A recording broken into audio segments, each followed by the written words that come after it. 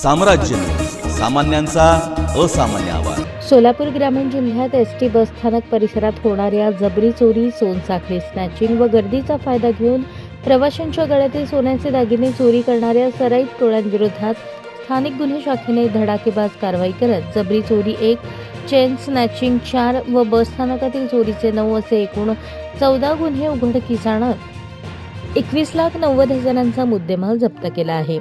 Police अधीक्षक अतुल कुलकर्णी यांनी 16 डिसेंबर 2025 रोजी स्थानिक गुन्हे शाखेच्या अधिकारी आणि अंमलदारांची बैठक घेऊन जिल्ह्यात वाढत असलेल्या अशा गुन्ह्यांचे विश्लेषण करून तातडीने उकल करण्याचे आदेश दिले होते। पोलीस निरीक्षक संजय जगताप यांच्या मार्गदर्शनाखाली सहाय्यक पोलीस निरीक्षक नागनाथ खुणे व पोलीस उपनिरीक्षक कुलदीप सोनटक्के यांच्या पथकाने सीसीटीव्ही फुटेज आणि तांत्रिक विश्लेषणाच्या आधारे तपास सुरू केला। पोलीस कॉन्स्टेबल प्रमोद शिंपाळे यांनी फुटेजचे सखोल विश्लेषण करून आरोपी निष्पन्न केले, तर police head constable Salim Bagwan यांनी एसटी स्टँड परिसरातील गुन्ह्यांची माहिती संकलित केली।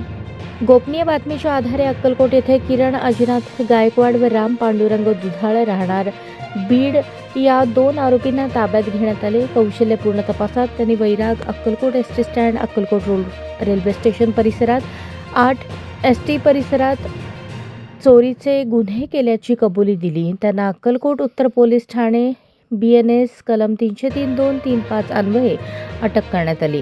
त्याचप्रमाणे टेंभुर्णी एसटी बस स्टँड परिसरातून दत्ता उर्फ सोन्या विजय गायकवाड, श्याम साहेबराव उबाळे, बाळासाहेब प्रकाश गायकवाड राहणार जिल्हा बीड या 3 आरोपींना अटक करून एक एसटी स्टँड चोरीचा गुन्हा उघडकीस आणला।